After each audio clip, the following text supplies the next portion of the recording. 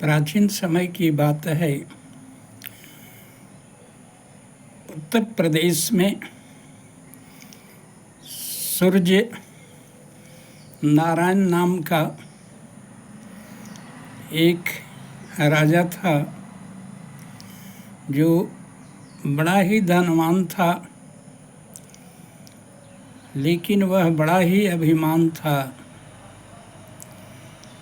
अभिमानी इतना था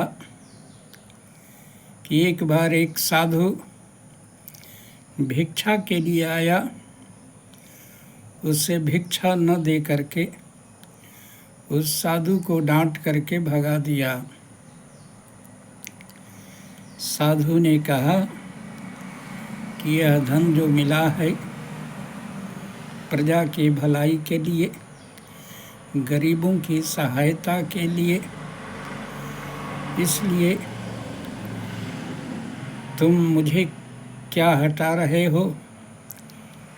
यह धन तुम्हें कल सूर्यास्त के पहले ही समाप्त हो जाएगा और तुम एक हमारे ही समान भिखारी बन जाओगे। लेकिन उस राजा को उस महात्मा की बातों पर विश्वास नहीं हुआ और रात्रि में आराम से सो रहा था। आधी रात को अचानक बादल गरजने लगे, बिजलियां कड़कने लगी और उसके राज्य पर पड़ोसी राजाओं ने आक्रमण कर दिया। राजा को मंत्री ने सूचना दी कि महाराज, राज्य पर शत्रु आक्रमण कर दिए हैं और हमारी सेना हार गई है, इसलिए अब पिछले दरवाजे से जान बचाने के लिए भागने के अलावा कोई रास्ता नहीं है। राजा गुप्त रास्ते से जंगल की ओर जान बचा करके भागा। 1-2 दिन हो गया। एक मंदिर के पुजारी से प्रार्थना किया कि महाराज, मैं व्यापारी हूँ, चोरों ने मुझे लूट लिया है, इसलिए मुझे कुछ खाना दें। पुजारी ने उसकी दशा देख करके दया करके उसे खाने को रोटी सब्जियां दी। तब उसे एहसास हुआ कि भूख किसे कहते हैं,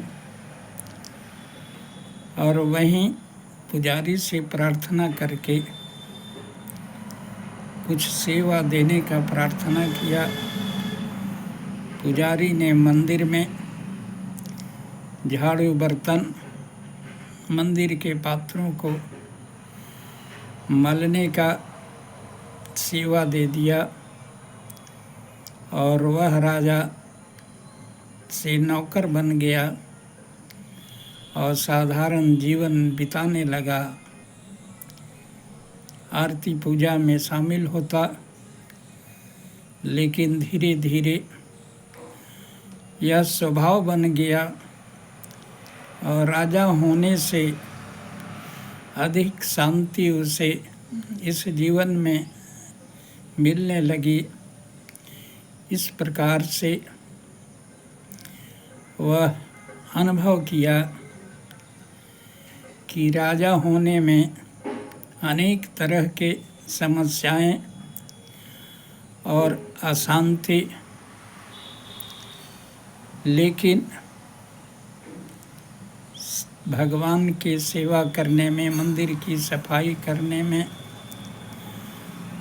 और लोगों को उपदेश देने में जो शांति मिल रही है, वह शांति राजा थे तब नहीं मिला और उसका इसी बहाने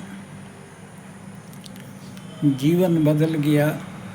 इसलिए कभी कभी भगवान आदमी को सुधारने के लिए